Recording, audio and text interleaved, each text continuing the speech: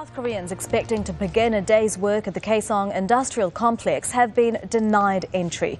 Seoul says Pyongyang's decision to suspend entry was based on political reasons.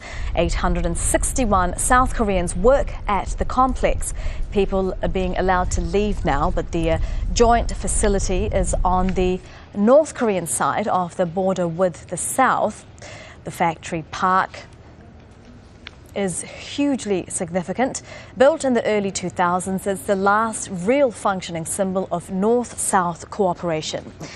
It's home to more than 100 South Korean firms and employs more than 50,000 North Korean workers. It earns the North around $90 million a year in wages. Closing the complex would signify a real deterioration in relations between the two countries. Harry Fawcett joins us live from Seoul now. And Harry, this isn't just an economic move, it's a symbolic one too, isn't it? That's right, it is a symbolic move. This is, as you were saying, the last remaining facet of inter-Korean relations. And this is, as well, a physical, real move.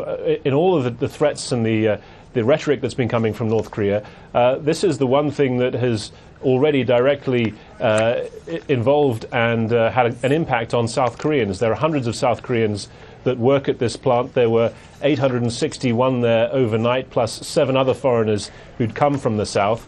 The numbers that were due to be going back and forth today, 484 due to be going north.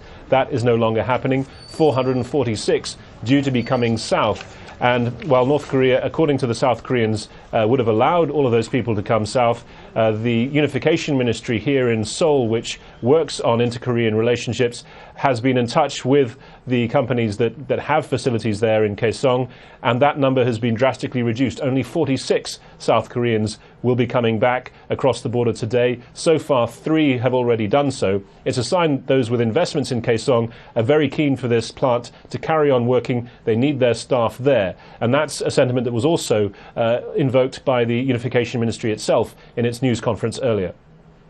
이번 북한의 조치는 North Korea's measure to suspend the industrial zone is an obstacle to the stable management of the zone. We urge the North to immediately normalise the access to the Kaesong industrial zone. Right, Harry, how damaging could this be to both countries' economies? Well, certainly North Korea earns, as you were saying, $90 million in wages. That's a very desperately needed hard currency. It should be noted that on Saturday, North Korea said that the South was really attacking its dignity by saying that Kaesong would never be closed because North Korea needed the money so desperately. So North Korea has threatened to close it down entirely. That hasn't yet happened. This is a daily ban on entry.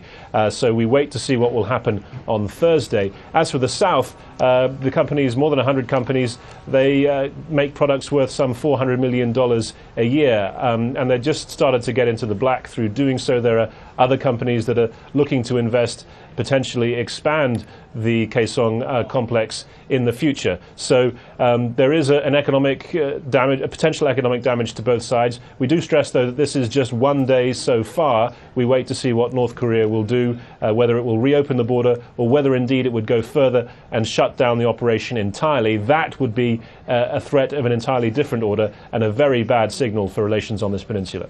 That's our correspondent Harry Fawcett joining us from Seoul. Harry, thank you.